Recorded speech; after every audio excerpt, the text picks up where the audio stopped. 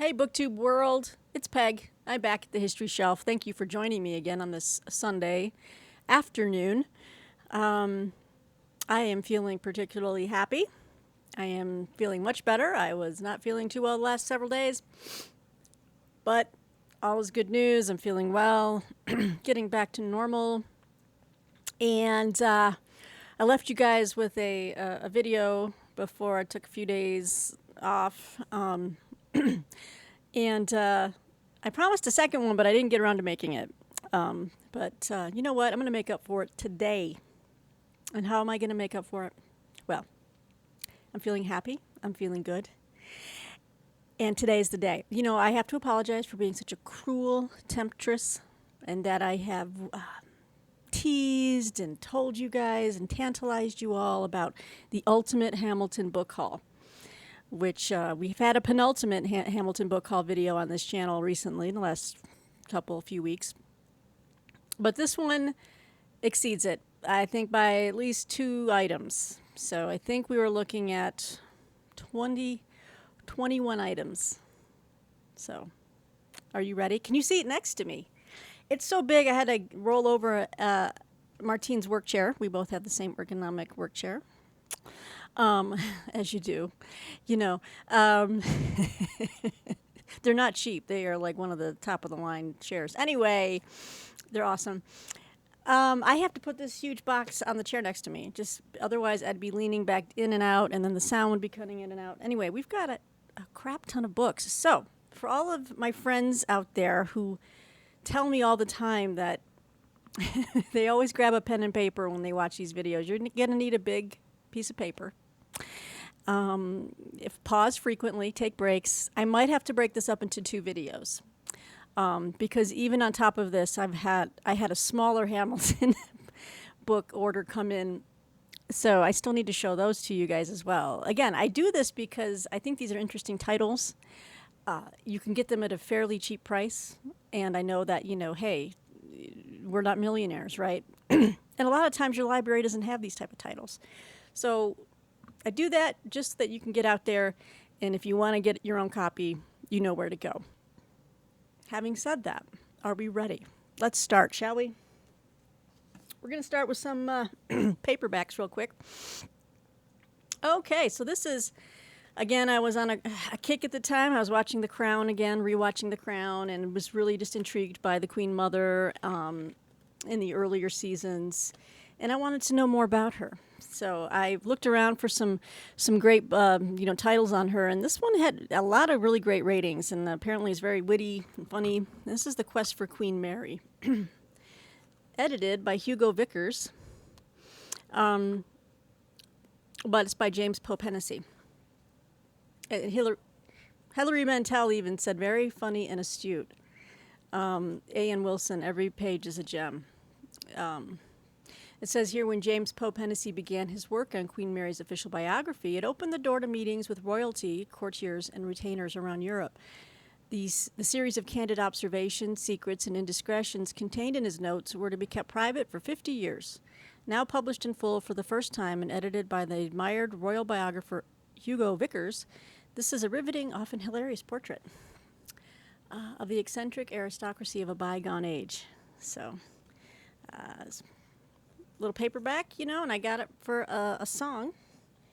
I was going to see if I saved the receipt so I could tell you the prices. Well, I put it somewhere, but if I come across it, I'll let you know.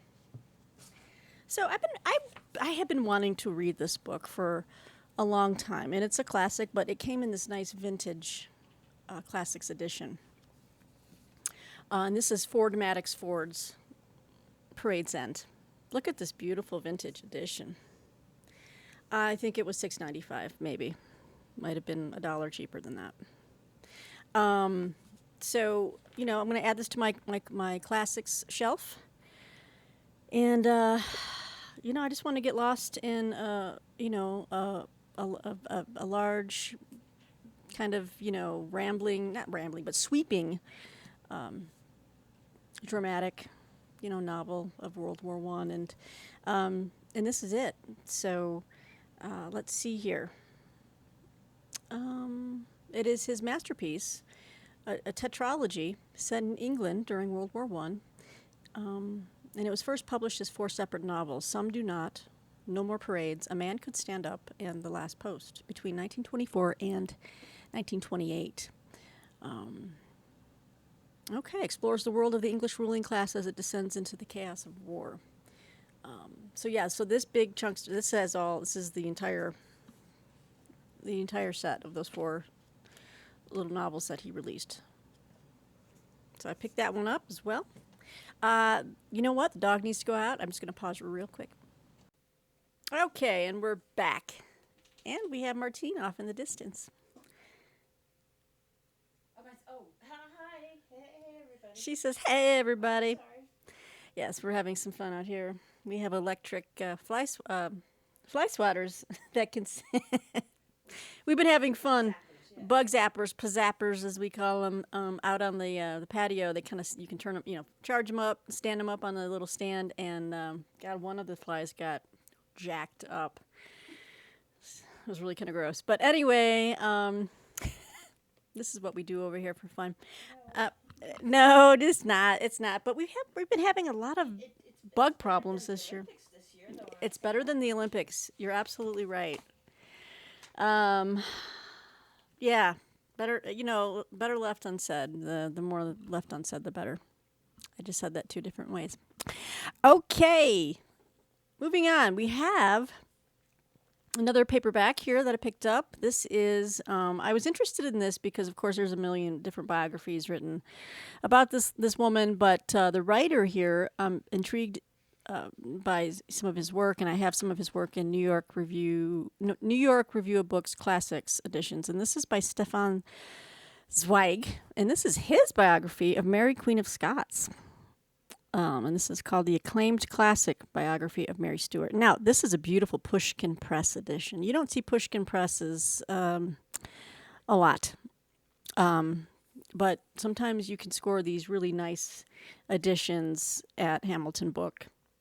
And a lot of them can, come from overseas. And so I'm always on the lookout for a new edition.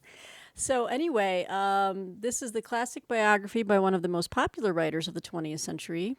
And obviously we know who Mary Stuart was. But as I said, I might have to break this up into a 2-part video, but we'll just try to go through quickly. I can't read every description, but if you're interested, check out that. Next paperback I picked up. For the longest time, I was trying to get this book in hardcover, and I waited years to get this. And I read one review, which, wasn't... It's the Twilight series, isn't it? It's not the Twilight series. No, I tried to read that years ago because my hairdresser was basically holding me hostage. Like, you just have to try reading them. I'll give you a perm, whatever. No, I don't get perms, but... So I picked up a cheap copy one day, and I read the first chapter, and it was, the writing was atrocious. I couldn't do it. The movies were fun to make fun of because I can't stand Kristen Stewart. K-Stu. I do many impressions of K-Stu. She is... She's good for that. I won't say. I mean, it's better not to say anything bad. But there are a few actors and actresses out there I cannot abide. She drives me crazy. Okay, anyway, moving on. I'm happy to finally get this book. It's in paperback now, and this is The Tragedy of Benedict Arnold, An American Life by Joyce Lee Malcolm.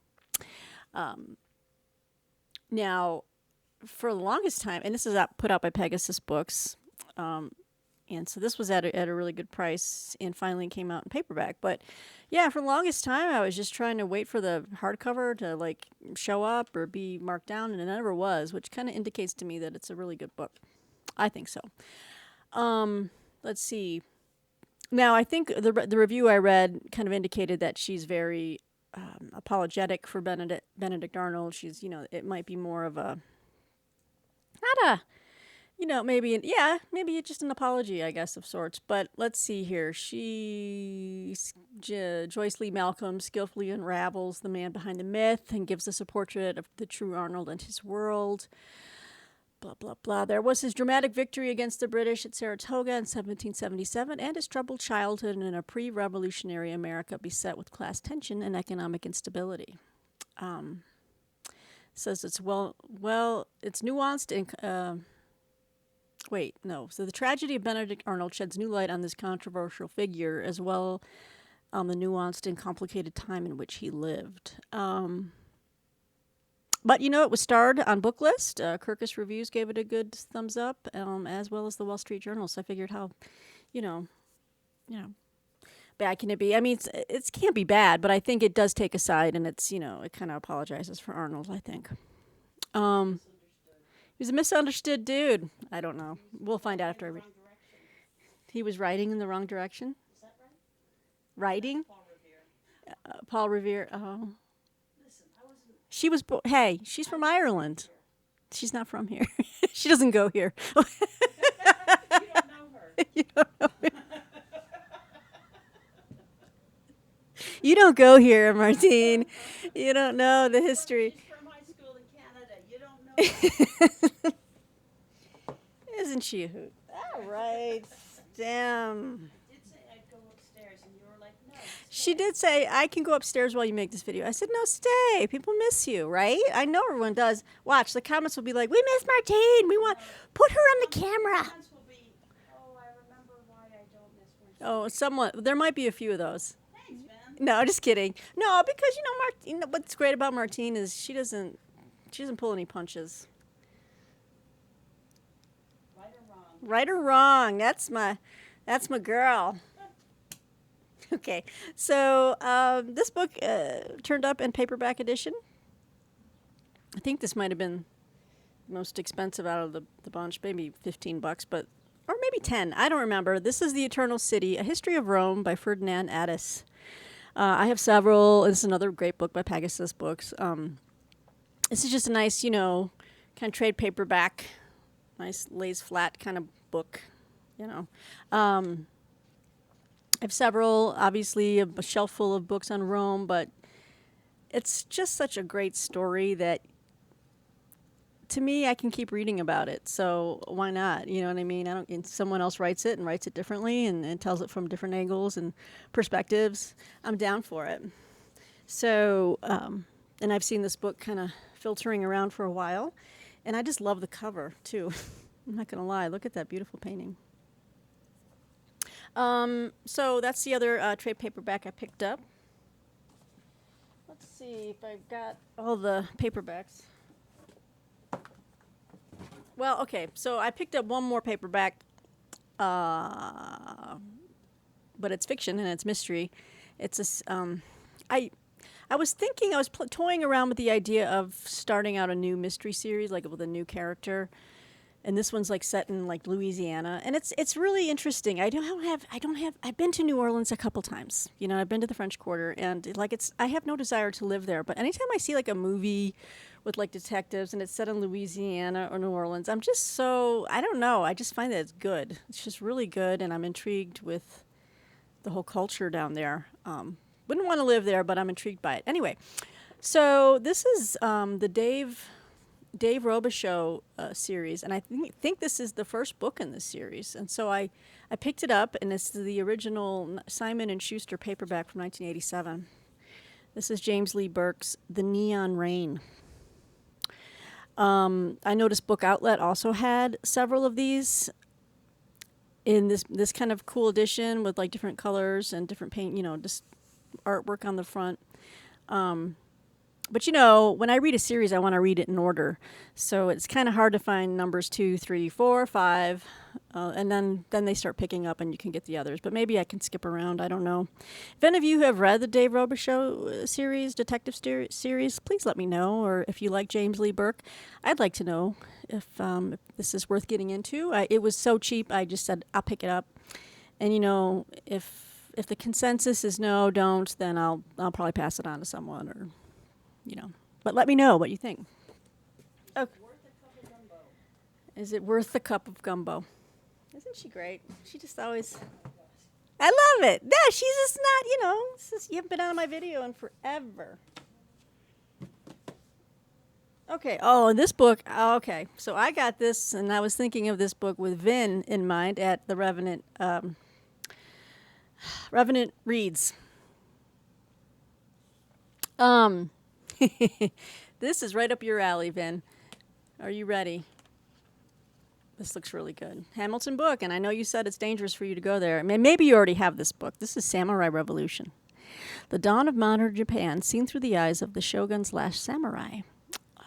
By, let me see this, Romulus Hillsborough. What a great name, Romulus. If that's his real name, that is amazing. It is amazing, and it is his real name, Romulus Hillsborough. This is put out by Tudor Books, which is I believe it's an English publisher. Nice naked hardcover here.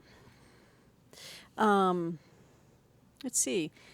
Samurai Revolution tells the fascinating story of Japan's transformation from a backward country of feudal lords and samurai under the control of the shogun into a modern industrialized nation under the unifying rule of the emperor. Japan's greatest revolution spanned the third quarter of the 19th century. Knowledge of this history is essential for understanding modern Japan. So that's just a small snippet from the description. Let me look at the table of contents. Here's a nice little inset there.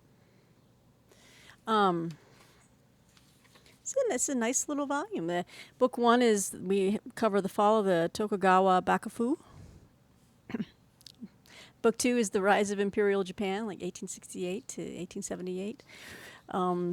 Okay, so it's kind of divided into those two major time frames. The fall of the Tokugawa Bakufu is 1853 to 1868. And then Imperial Japan, 68 to 78. Awesome. Excuse me. Can't get enough of that.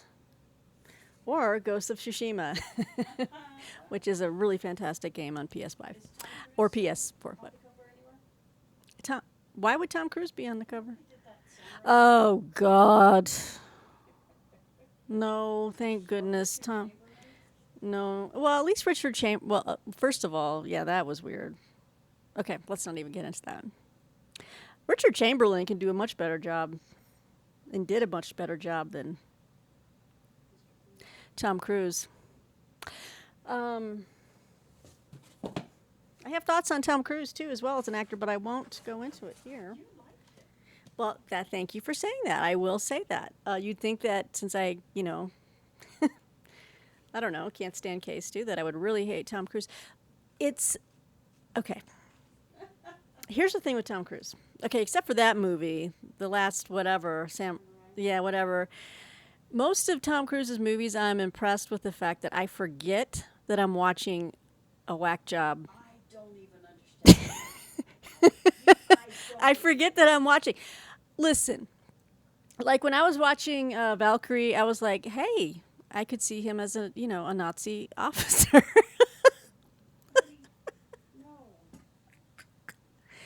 She does not like Tom Cruise. You know what? I enjoy the Mission Impossible movies. I think they're fun. And I love the stunts and I love them. It has nothing to do with him, but he does a lot of his own stunts. He flew his own helicopter in that one scene. Anyway, he probably... Stop. Oh, my God. Okay, I'm not even going to repeat what she said. I just crossed myself. He was good in Magnolia.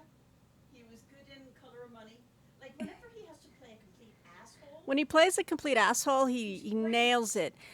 Shocking development. I liked him in A Few Good Men. When he played somebody who didn't know shit.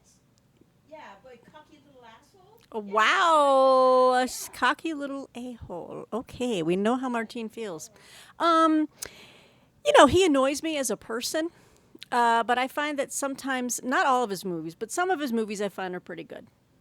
That's because he's got the money to have good people around him. And maybe he does have the money to have good people around him. But anyway, yeah, Tom Cruise. All right. Okay, so this was an impulse buy, but when I did it, and I'm gonna read these because I'm kind of like digging my Alfred Hitchcock mystery magazines and Ellery Queen mystery magazines, and apparently, this writer wrote a lot of these type of like penny what do you call it? Like penny, yeah, like Penny Dreadfuls, but he kind of covered this one detective, and it was a 5-volume set. They had the 5 volumes of all of his collected short stories for $10 each. So let me see if I can find number 1. You're gonna find out. She says, "Who is it?" And I'm like, "You're gonna find out with the rest of the viewers." All right, this is the complete tales of Jules de Grandin. This is volume 1, and the writer was Seabury Quinn. Isn't that a great name, Seabury? Seabury Quinn. And the volume 1 is the horror on the links.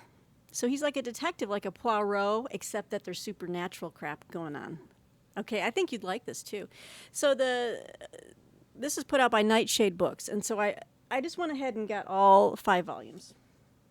And I think Mark Richardson and Richardson Reads, when I posted a picture of this on Instagram, was like, "Oh yeah, he was great. Like, you know, he knows about Seabury Quinn." So let me just read a quick background here.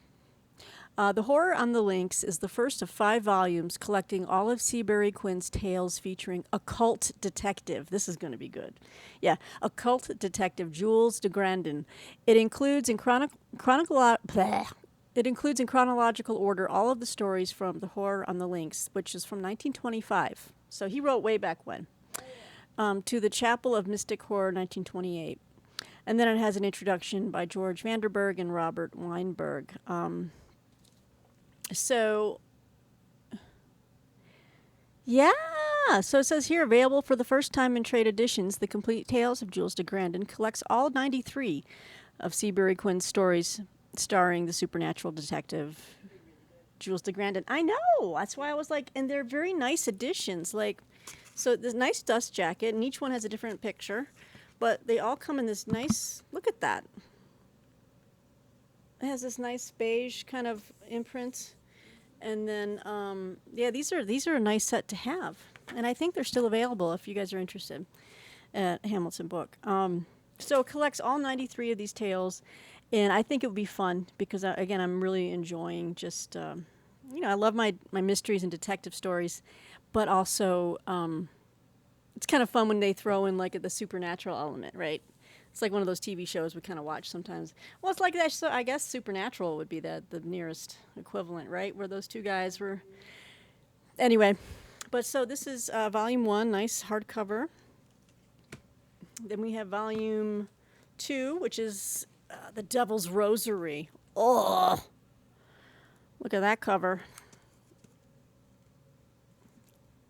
Huh? They're great. And again, really beautiful, sturdy. Wow. You did that. Hey. I did that. You guys, that was me knocking on a book cover. Wow. Hey, it's okay. Okay, Boomer, don't encourage them, Boomer. I'm sorry. You just gave Goldie a heart attack. I just gave Goldie a heart attack. Yeah. Just gave the audience a heart attack. I think we all are awake now. So then it's okay, Gidge. You're not supposed to cry after you're a badass. Sorry. Then we have volume 3, which is The Dark Angel. Okay. Then we have volume 4, which is Arrival from the Grave. What a great covers. And then finally volume 5, which is Black Moon. Black Moon. Now they all want treats for having They- done their work. Oh yeah, they have a low threshold of achievement.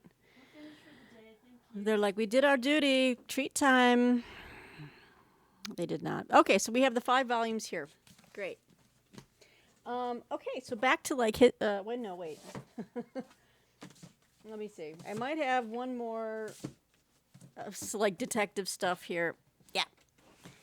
I've been picking up these books by Ragnar Jonasson because and I am going to start this one soon. I promise. I've shown you some of the other ones I picked up either used or at Book Outlet or here. But this one was the one this is the second one. I think I already showed you this one. This is the second in one of the series um, this is the book after the darkness, and this is called The Island. It's a thriller. I like my Scandinavian noir. This is centered around the Hulda Hermansdotter. She's a detective in Reykjavik, and so the first one was The Darkness.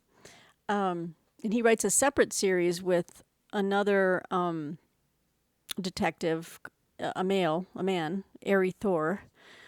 So I kind of want to no, no, no relation to Brad that we know of, but I'm not going to talk about Brad Thor right now. I could have bought his latest book for $1.99, and then I was too slow on that. I didn't, though. I didn't.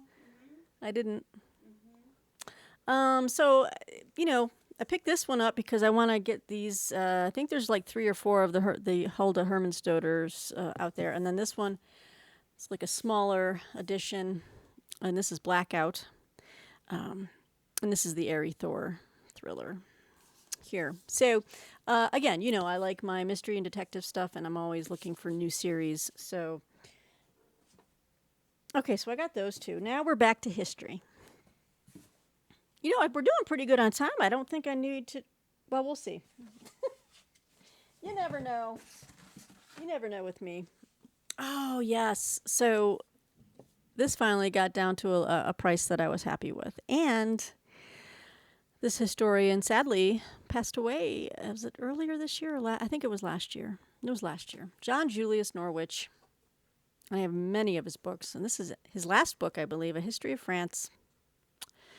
Nice hardcover. I think it's by Atria. Is this Atria or Avid Press?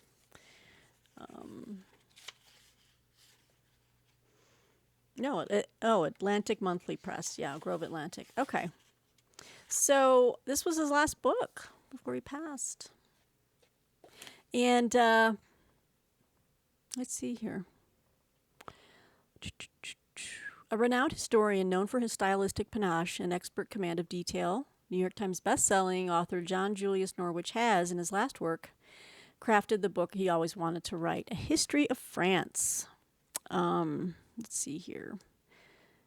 Beginning with Julius Caesar's conquest of Gaul in the mid-1st century BC and the rebellion of the great tribal leader of the Gauls, Vercingetorix, and I love that guy's name, Vercingetorix. Norwich chronicles the glorious history of France through the end of World War II. It says here, and he quotes, all history books must have a clearly defined stopping place. If they do not, they continue until they become works on current affairs, he writes.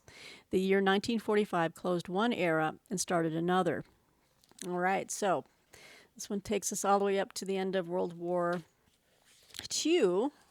And we've got wonderful insets and paintings.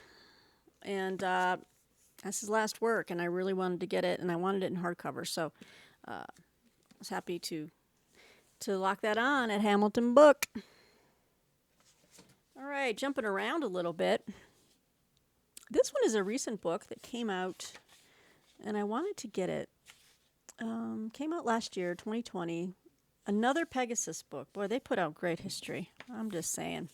This is The Journey to the Mayflower, God's Outlaws and the Invention of Freedom by Stephen Tompkins. The Invention of Freedom. Isn't it? That's an interesting way to describe that. It says it's an immersive history of the far-reaching events in England that led to the sailing of the Mayflower. 2020 brings readers the 400th anniversary of the sailing of the Mayflower, the ship that took the Pilgrim Fathers to the New World. Okay. It is a foundational event in American history, but it began as an English story that pioneered the idea of religious freedom, which is true. Let me read this real quick. The illegal underground movement of Protestant separatists from Elizabeth I's Church of England is a story of subterfuge and danger. arrests and interrogations, prison and executions. It starts with Queen Mary's attempts to burn Protestantism out of England, which created a Protestant underground. Why can't I say that word? Later, when Elizabeth's Protestant Reformation didn't go far enough, radicals recreated that underground, meeting illegally throughout England, facing prison and death for their crimes. They went into exile in the Netherlands, where they lived in poverty, and then finally voyaged to the New World. So historian Tompkins tells this fascinating story, one that is rarely told as an important piece of English as well as American history. Okay, that is full of contemporary relevance. Religious violence, the threat to national security, freedom of religion, and tolerance of dangerous opinions. This is a must-read book for anyone interested in the untold story of how the Mayflower came to be launched. So I've got several kind of books along this line. I think they're down there on the other bookshelf across from this camera, so I can't. And it's behind the dog toy crate, so I can't. But I think I have one by Nathaniel Philbrick, which is a really good one too. But so I was very intrigued by this, and I liked the description of what they were going to cover, especially from an English history standpoint. So this is the journey to the Mayflower.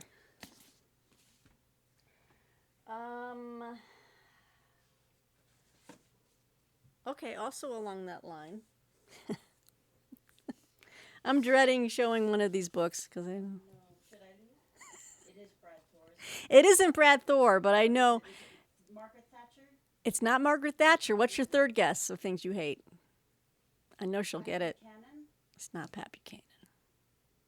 Let's just skip. Let's just go there and get it over with. Let's pull the Band-Aid off. Ready? No. I'd like to think that it's more of a World War II book, but you're going to hate the title. The Nazi Menace. Like the Phantom Menace? Only Nazis? The Phantom Menace? No, it's the Nazi Menace. Okay, why am I reading the title? Because, you're like, don't you have enough books on Hitler, Nazis? You've already established. I know. So this is one that has a title about the Nazi Menace. But let me read the subtitle. Yeah. Subtitle is Hitler, Churchill, Roosevelt, Stalin, and the Road to War. Free beer.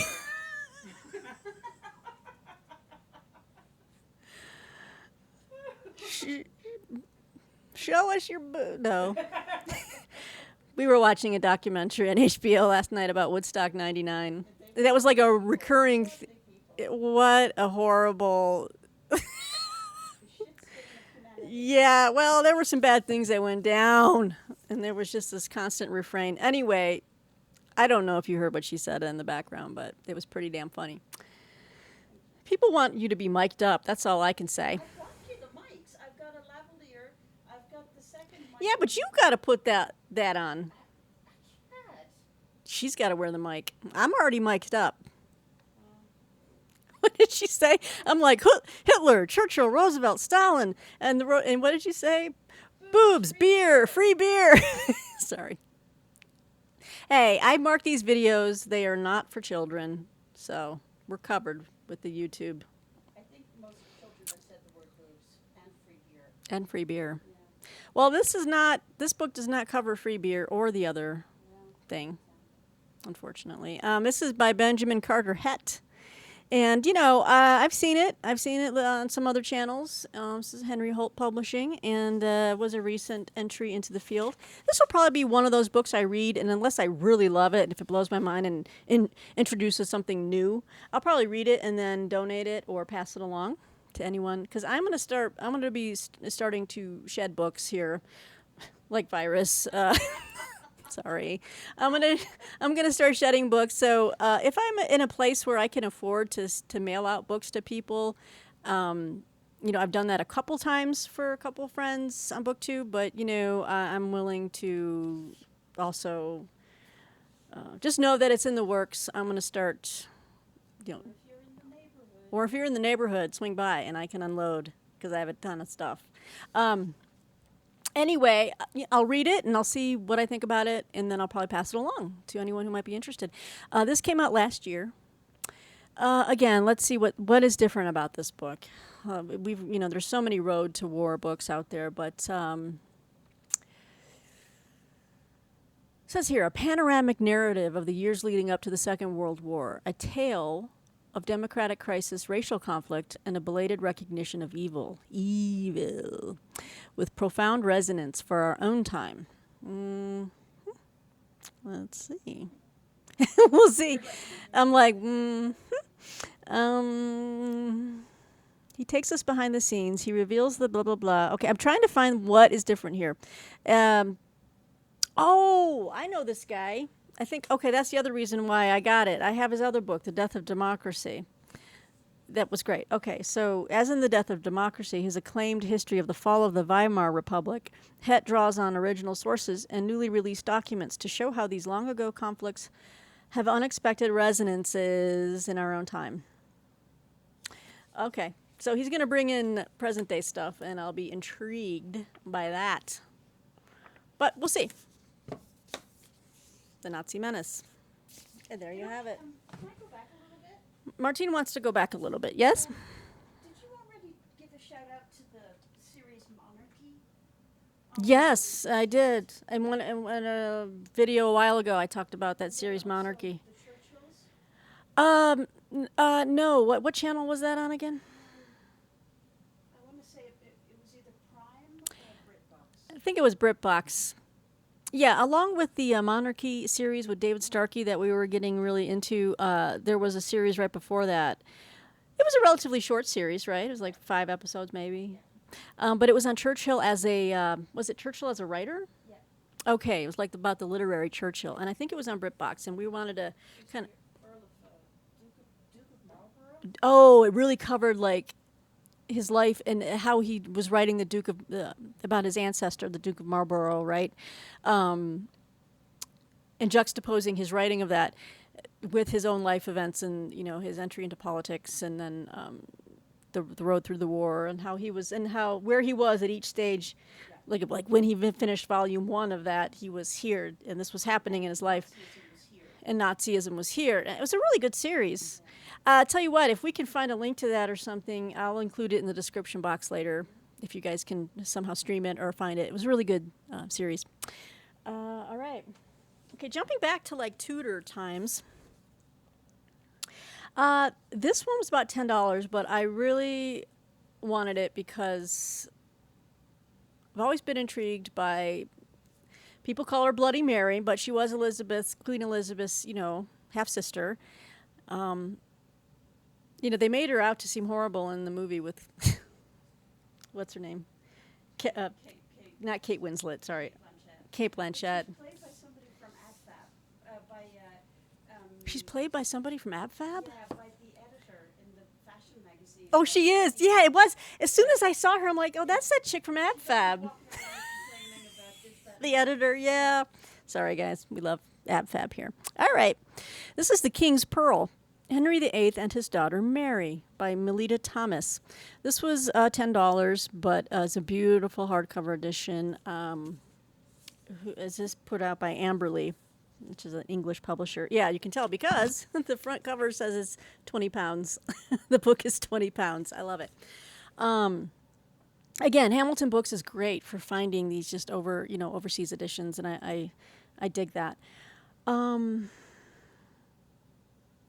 The description really kind of touched me, and I wanted to know more about her and their relationship. It says here, Mary Tudor has always been known as Bloody Mary, the name given to her by her later Protestant chroniclers who vilified her for attempting to reimpose Roman Catholicism in England. Although a more nuanced picture of the first queen regnant has since emerged, she is still stereotyped. No, it says regnant. Yeah, regnant.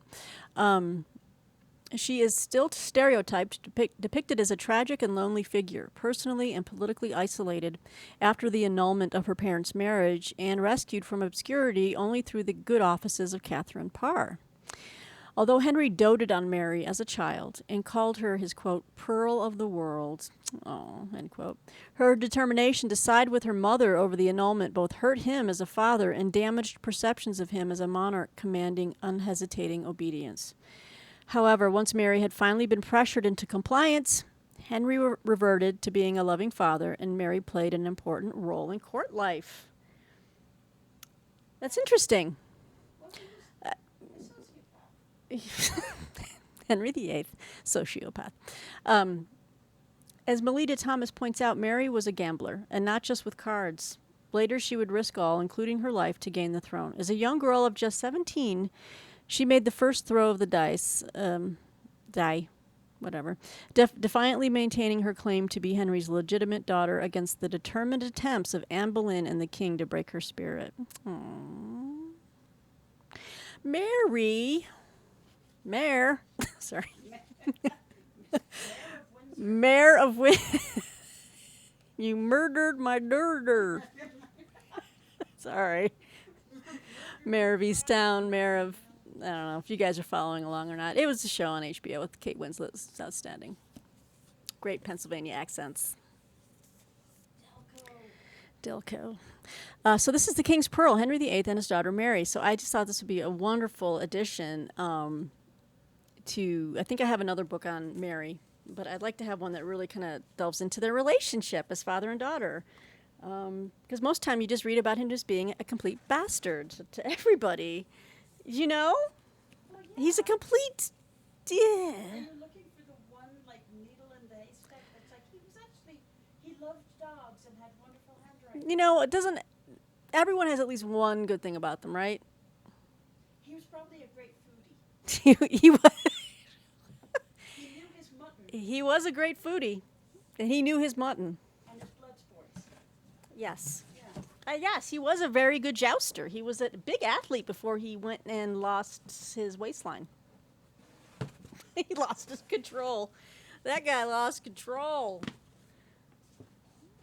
But when you've got that much mutton laying around, what are you going to do? You can eat it. You're going to eat it, and I don't care who you are. Okay, so I'm digging out the last couple of books here. And we're at 41 minutes. Wow.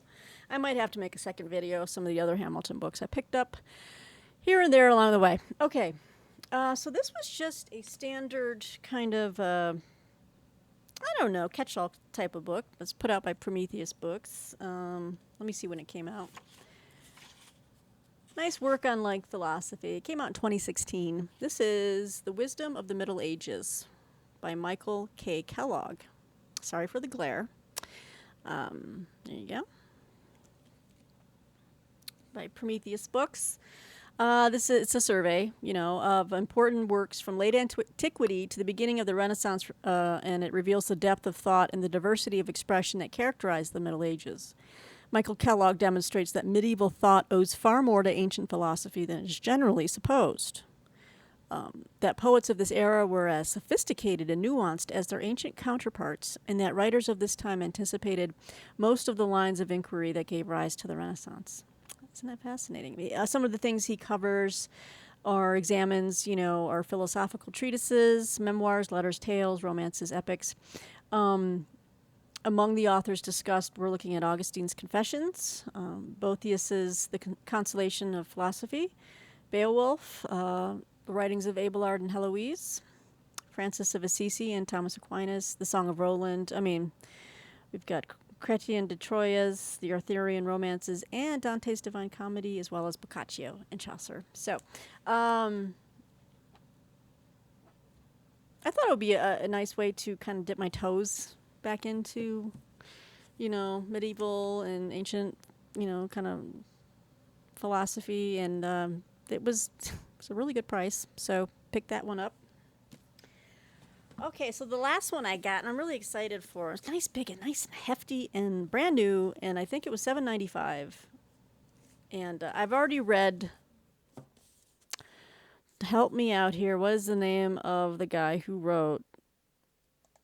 Hang on, everybody. Here I Stand, which is the first biography I read about Martin Luther. Roland Bainton wrote Here I Stand, A Life of Martin Luther.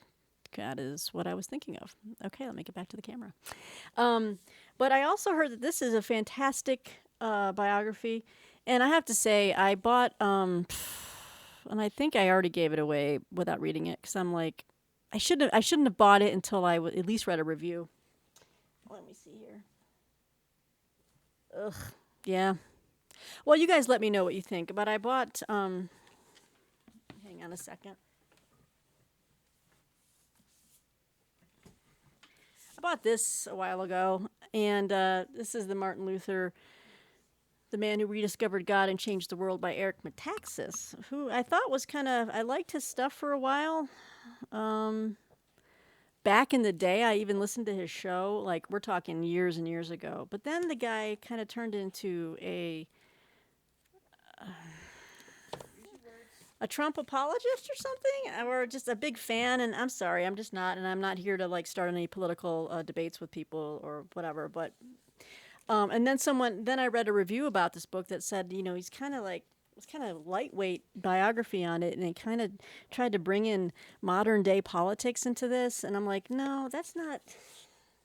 It's not what I want. So I wanted another hefty biography, and I've heard this is the one to get. And this is Martin Luther, Renegade and Prophet by Lyndall Roper. Beautiful book, deckle-edged. It's really nice and heavy. Just a beautiful edition. And, and I don't want people making analogies to modern day politics. I just want to stick to the person, their time, and not try to bring in modern day crap. Despite what we just said about the Churchills, and what he tried to do in that series.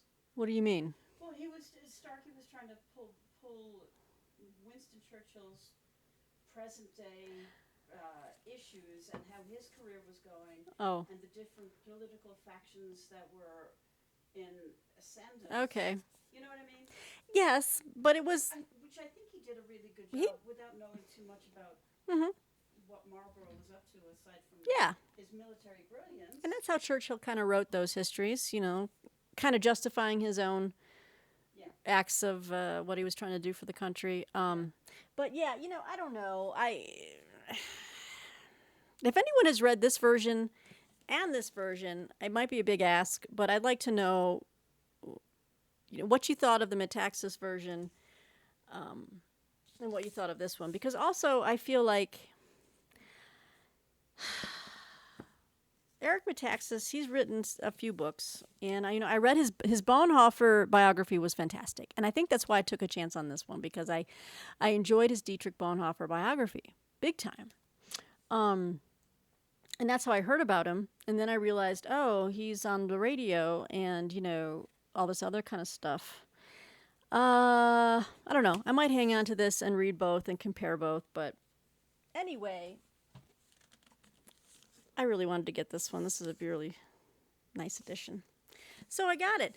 And, so that's it and that's all. 47 minutes. I hope you guys have found some titles to write down. And thanks for waiting. I know I was teasing this ultimate book haul forever. Life kind of got away from me for a little while. I still have a lot of things to do today. But I'm going to upload this. I will try to get another video up real soon. We have a desk coming tomorrow. I was going to ask if you were going to tease it or not. I could tease it. I don't know how to tease it. Well, you know what? Forget what I just said. There's a surprise coming to the history shelf. We also have an edit button. We have an edit button, but do I use it? Nah. I use pause, and that's about it. I just, I pay her to do it. I don't pay her. I amuse her, and that's your payment. Anyway, guys. Okay, thanks for... Yes, can I say that? Or an additional backdrop, shall we say? There will... Teaser time. There's going to be a change of scenery coming to the history shelf. A new backdrop of some sort. And we shall see. Not to say you won't ever see this beautiful white background again, this nice, bright, environment. But you might see something new. And that's all I'll say about that. Okay, guys, please dialogue with me. Let me know what you think of some of these titles. Definitely not here to. If you're gonna make a comment about Trump or something, please don't, because I'm not gonna engage. I'm just not doing it. It's my channel, and I'll do what I want. And anyway, yeah, so I guess we will talk soon. Thanks again to all you guys out there for watching, subscribing, and liking, and everything else that you do. It's a wonderful community we have here at BookTube. So until next time, BookTube, have a fabulous Sunday. Say bye. Bye. Bye.